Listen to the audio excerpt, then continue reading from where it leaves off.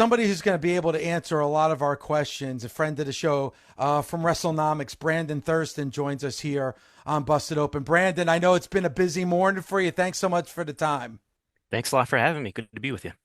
No, it's great to have you, man. So we got questions, Brandon. Hopefully you got some answers for us because I know you've been working really hard this morning. I mean, the news comes down, I guess, 6 o'clock this morning. The WWE tweets out that there's this deal between the WWE and ESPN. So, what does this mean for the WWE and how much money is ESPN paying to get these PLEs from the WWE?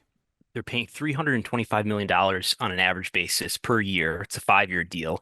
So to put that in context, that's an increase of $200 million that they're currently getting for a similar deal with Peacock. As we know in the US, we watch the PLEs on Peacock, but Peacock has the library as well. The library is not part of this new ESPN deal. I don't know if that's going to be part of a different deal or if that's going to stay on Peacock, trying to find out. But maybe that's a separate deal that they could make, or maybe they just see it as, people have noticed this WWE Vault YouTube channel that's excited some people. Maybe they see that as the best avenue for that type of archival content. So let me get this straight. So $200 million more a year, and they're A getting 60% less. increase. Yeah, and Right. they're getting less. Right. It's crazy. Yeah. I mean, that's the nature of sports rights is these deals keep going up and up, despite the fact that traditional TV subscriptions continue to go down. Although this is not exactly a traditional TV deal, right? This is part of ESPN's Mhm. direct to consumer service where you'll get access to a lot of stuff, including their traditional TV channels, ESPN, ESPN2, and the rest. But these deals continue to go up and up as the most popular content, despite media changing in a lot of ways, the most popular content continues to grow in value a lot. Absolutely. I mean, also the benefit when you say live, when you have live television, people want to see everything instantly. I was just having another conversation with how quickly, like the once Brock Lesnar showed up, it's instantly out there. And then you look at the economics of the social media response to this, because at the end of the day, hey, it's business, but you want to be there live if you're not there because you live somewhere else. And again, most people just look at this from the United States, but globally, how we watch stuff live is the biggest key component for that money. Yeah, Tape spoilers, it does affect your viewership. yeah. As media has changed over the last 10 years or so, when it comes to scripted content, now you can watch scripted content whenever you want, but Yep. everybody's got to get together and everybody wants to watch the sports event or the WWE event or the wrestling event live. And that's really put a premium on that kind of content. All right, so we're here with Brandon Thurston again. If you want to read from Brandon Thurston, follow Brandon. Make sure you follow him at Brandon Thurston, and of course he's with WrestleNomics. Also, I guess we're finding out there's going to be pre and post PLE shows Yes. available on this platform as well, right? There's going to be pre-shows and post-shows that are part of this. All of the PLEs that they do air on this platform in 2026. It's going to start by WrestleMania. I don't know if there'll be an event before then. The Mhm. deal crossover between Peacock and ESPN is around March. So I don't know if there'll be one event maybe to test out the technology beforehand, but there will be pre-shows and post-shows. The events that do air on ESPN, you'll be able to watch on replay, I'm told, but you won't be able to watch, say, past WrestleManias. You won't be able to watch this year's WrestleMania or the first WrestleMania on ESPN direct to consumer. So it's the question for a lot of hardcore wrestling fans is where am I going to be able to watch, all the past pay-per-views? And WWE is smart. They're probably guessing they could get big money for all Yeah. that archive There's another material, way to, or to like you, monetize it. Yeah. yeah, or use that WWE Vault channel, which I absolutely love on Yeah. YouTube. Maybe that's going to be the place to go. One thing I've noticed, and maybe you have the answer, maybe you don't. Like one thing I've noticed with ESPN is they do travel. Like Sports Center will be at the Super Bowl. Sports Center will be at big games for college football. Do you think that will be something like Sports Center will go live from SummerSlam or from WrestleMania?